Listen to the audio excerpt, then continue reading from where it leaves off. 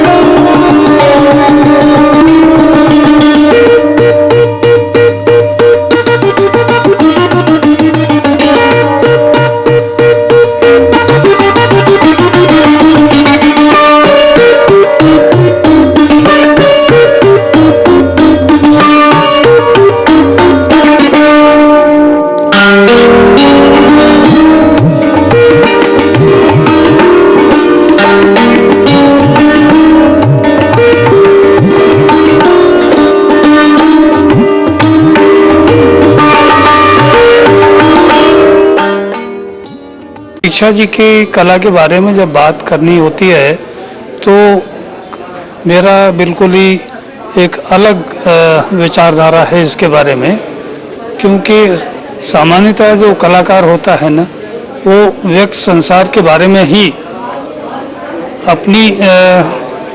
अपने दृष्टिकोण को रखता है, लेकिन प्रतीक्षा जी का जो विजन है, प्रतीक्षा जी की जो दृष्टि है वो अंतर मन से बाहर आने की है। Pratiksha's art, I have seen her paint and the meditative state which she paints from, and because she paints from such a meditative state, it takes the viewer to a different level of consciousness and brings him into meditation, a state of meditation just by looking at her art. It's about the cosmic vision and realization about one's own self, and it has been beautifully depicted by the painter, and it's a new horizon towards life which one can really perceive and understand. प्रतीक्षा जी का एक विशेषता है कि इन गूढ़ रहस्यों के प्रति ऐसे गहरे रूप से उनकी समझ है, उनकी पकड़ है, और उनको इतनी साफ स्पष्ट और गहराई को इतनी स्पष्टता से सरलता से साफ रख देते हैं कि देखने वाले की समझ में एकदम भाव जागृत होते हैं कि क्या सुंदर एक दृश्य है।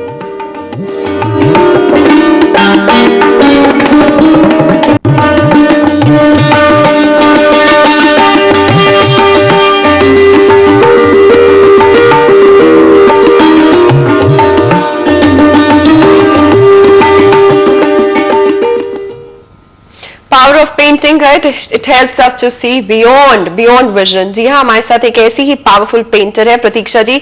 Talking about the last painting जो अभी आई थी, क्या कहना चाहेंगे? कितना समय लगता है? क्या आप डिपिक्ट करना चाहते हो? जो आपके अंतर मन में है, क्या वो आ जाता है आसानी से कैनवस पर? टोटली आ जाता है, क्योंकि बिल्कुल टोटलिटी से काम करती हूँ मैं। परफेक्शन की चिंता नहीं करती हूँ जब भी कोई पेंटिंग करती हूँ।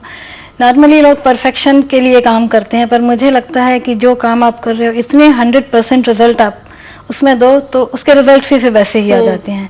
लास्ट पेंटिंग जिसकी हम बात कर रहे थे, बियॉन्ड साइकोलॉजी टाइटल रखा हुआ है, उसमें हिप्नोटिज्म के ऊपर पेंटिंग बनाई है, जो मैंने अपने आप को सेल्फ हिप्नोसिस करके वो पेंटिंग बनाई है। रिसेंटली 3-4 महीने पहले अभी मेरा एक मेजर सर्जरी हुई, जिसमें डॉक्टर ने बोला कि कम से कम 3 महीने आपको बेड रेस्ट करना होगा। 3 महीने बेड रेस्ट सुन के मुझे लगा कि ये तो बहुत ज़्यादा हो जाएगा, तो 7 दिन के अंदर मैंने अपनी बॉडी को हील किया, अपने आप को हिप्नोटाइज करके। उसमें आपको पहले अनकॉन्शियस लेयर में एंटर करना पड़ा, जिसका मैंने बताया सिगमंड फ्राइड ने पहली बार उस पर प्रकाश डाला। उसके बाद कलेक्टिव अनकॉन्शियस लेयर पे, जो कार्ल गुस्ताव जुंग बहुत बड़े पश्चिम के मनोचिकित्सक रहे हैं, उन्होंने उसके बारे में बताया।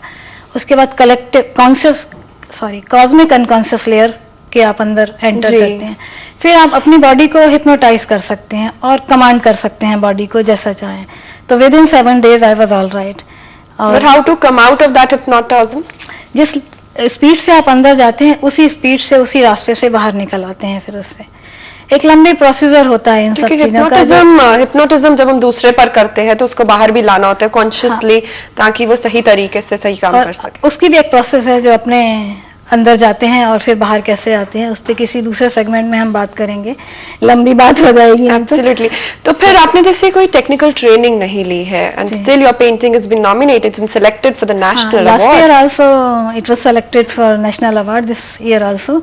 इस ईयर जो सेलेक्ट हुई है उसमें मैंने कॉस्मिक हार्मनी टाइटल रखा है। उसमें पोलर अपोजिट्स जो होते हैं एग्जिस्टेंस में, उनके ऊपर वो पेंटिंग बनाई। जैसे मेल फीमेल एक दूसरे के बिना उनकी कोई डेफिनेशन नहीं, और एक दूसरे के बिना उनका कोई एग्जिस्टेंस भी नहीं है। डे नाइट, पॉजिटिविटी नेगेटिविटी, और ट्राइंगल मैंने ये कैनवास इसके लिए सेलेक्ट किया है क्योंकि वैली और पीक दिखाने के लिए। और इस कैनवास को फिर मैंने 3 पार्ट्स में डिवाइड किया है, past, present and future. Present को बहुत ब्राइट दिखाया है, future it can be bright, it can be dark, it depends on you. और पास्ट के बारे में कभी मैंने किसी को खुश नहीं देखा, तो थोड़ा डार्क दिखाया है, नाइट वाला पार्ट वहाँ। और आपके बारे में रीडिंग अबाउट उसमें लिखा था कि जो आपकी पेंटिंग देखते हैं या हु बाय योर पेंटिंग या फिर घरों में लगाई है, वहाँ एक तरीके का हीलिंग प्रोसेस शुरू हो जाता है। जिस एनर्जी से मैंने पेंटिंग बनाई हुई है, जिस टोटलिटी से बनाई हुई है, वो पूरा कैनवास में आ जाता है। जिस जगह पे मैं पेंट करती हूँ वहीं मेडिटेशन करती हूँ, तो वो पूरा मेडिटेटिव एनवायरनमेंट से भर जाता है वो कैनवास मेरा। और जिस जगह में भी फिर उसे आप लगाओगे तो उसका रिफ्लेक्शन तो वहाँ नजर आएगा। जिन लोगों ने भी ली है वो बहुत खुश होते हैं कि हमारे घर के झगड़े बंद हो गए हैं, हीलिंग प्रोसेस शुरू हो गया है। बहुत तो स्पिरिचुअल हीलर्स आ जाते हैं एग्जीबिशन में और अपने इवन पेशेंट्स को लेकर कि आप इस पेंटिंग के सामने खड़े हो और बॉडी उनकी हील होते हैं। मैंने तो आप देखी है। जैसे ओशो की टीचिंग से इतनी इंस्पायर्ड है, उन्हीं का विजन आपकी पेंटिंग में भी दिखता है, जी। कोई ऐसी एक चीज, एक्सक्लूसिव चीज आपको लगती है जो सेंट्रिक है, जिससे आप काफी इंस्पायर होती है? ओशो की तो हर चीज से बहुत ज्यादा इंस्पायर्ड हूँ मैं, बचपन से ही देखा हुआ है और पूरी लाइफ अपनी उसी हिसाब से जी हुई है। पर बहुत जो उनके बारे में सबसे अच्छी चीज मुझे लगती है कि he is non serious intelligence. Normally आप देखो इंटेलिजेंट आदमी जो भी होगा बहुत सीरियस हो जाएगा, and he was never serious in his life. हर चीज को उन्होंने इतने प्लेफुली और इतने अच्छे ढंग से एक्सप्लेन किया और हम सब लोगों को एक नया रास्ता दिया जिस पे हम लोग जी रहे हैं। और मुझे ये लगता है इन पेंटिंग के दौरान जो लोग एक्सपीरियंस ले रहे हैं उन तक मैं कुछ शेयर कर पाऊँ एब्सोल्युटली। और लोगों को फर्क पता लगता है तो फिर मुझे बहुत अच्छा लगता है। आप शेयर ही नहीं कर रहे बल्कि एक पॉजिटिविटी भी दे रही है, रे ऑफ होप भी दे रही है। Thank you so very much Pratiksha ji, it's a beautiful world. और आपने जो बातें हमारे साथ की, that was really interesting. All the very best for the future. Thank you so much. तो यहाँ तो बात हमने की पेंटिंग के बारे में। वक्त हो चला है छोटे से ब्रेक का, लेकिन ब्रेक के उस पार हम बात करेंगे हेपेटाइटिस बी के बारे में। Is it a silent killer, बताएंगे on the other side of this break. आप देखते रहिए इवनिंग लाइव शो।